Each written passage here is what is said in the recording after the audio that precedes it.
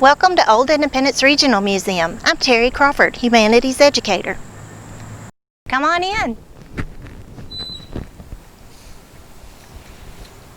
Let's take a tour of our newest exhibit in the Sutherland Theater. Its title is Our Voices, Our Votes. Let's walk back in time to visit a few elections and voting methods in our region's past. In 1840, President Martin Van Buren, a Democrat, faced stiff competition from William Henry Harrison, a Whig. But what was a Whig? It was a political party that lasted only about 20 years and was formed because some voters wanted to ensure that the next president didn't become a king. Abraham Lincoln was once a Whig when he was a congressman. This commemorative plate bears the slogan for Harrison, Tippecanoe and Tyler too. Harrison led U.S. troops to victory during the Battle of Tippecanoe in 1811, and his vice presidential running mate was John Tyler. That election got ugly, even in Batesville. So as you can see, ugliness in politics is not a new concept. But why are we focusing on this early election? A local man, George Gill, who had fought at Tippecanoe, rose up during a Batesville rally to defend General Harrison's reputation against malicious slander, and the crowd erupted in cheers. A campaign song was even sung at those election rallies. Let's listen to a bit of it.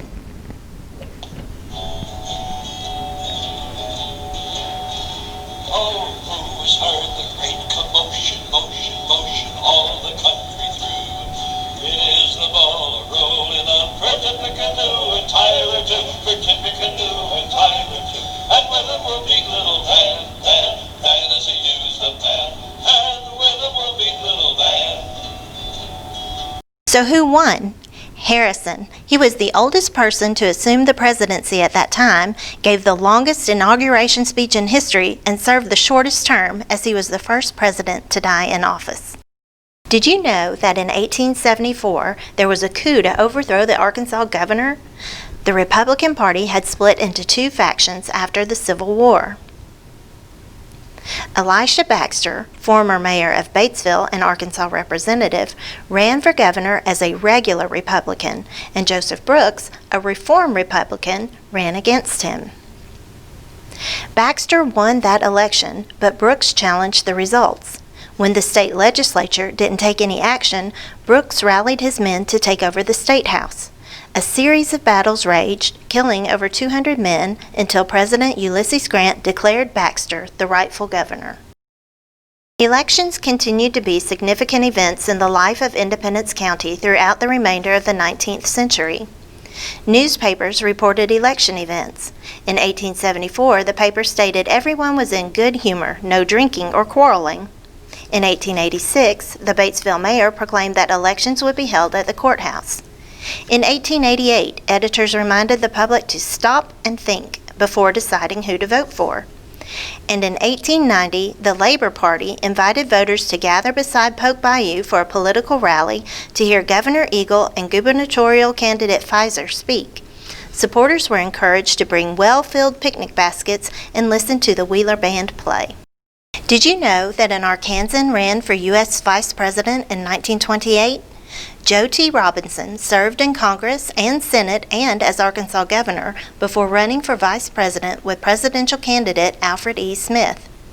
Although he didn't win, Robinson was unquestionably the most powerful man in the U.S. Senate during President Roosevelt's New Deal administration. Hattie Caraway of Jonesboro, Arkansas, was the first woman elected to serve a full term as a United States Senator. She was also the first woman to lead a Senate hearing, chair a Senate committee, and to preside over the Senate. Political cartoons have been a part of American politics since our country's founding. Batesville's own Craig Ogilvy was a widely published cartoonist as well as a political editor.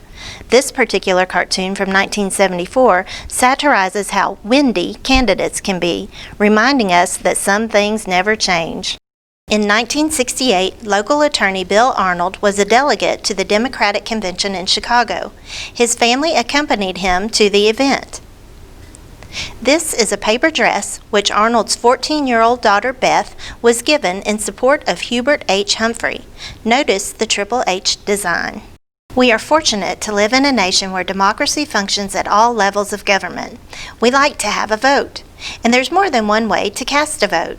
How many of these methods have you used? We frequently utilize a vocal yes or no, or raise our hands.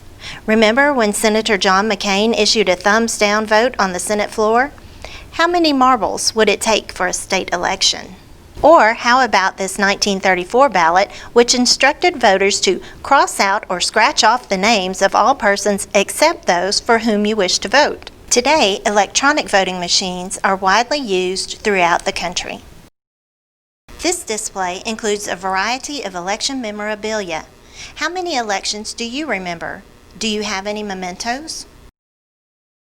This last panel focuses on voter statistics for our 12-county region. How many citizens participate in presidential elections? Do age, income, education, or military service factor into citizens' participation? Information from the U.S. Census Bureau helps provide a clearer picture. Thank you for joining us. I hope you have a chance to visit Our Voices, Our Votes in person here at Old Independence Regional Museum. And remember, make your voice heard and make your vote count.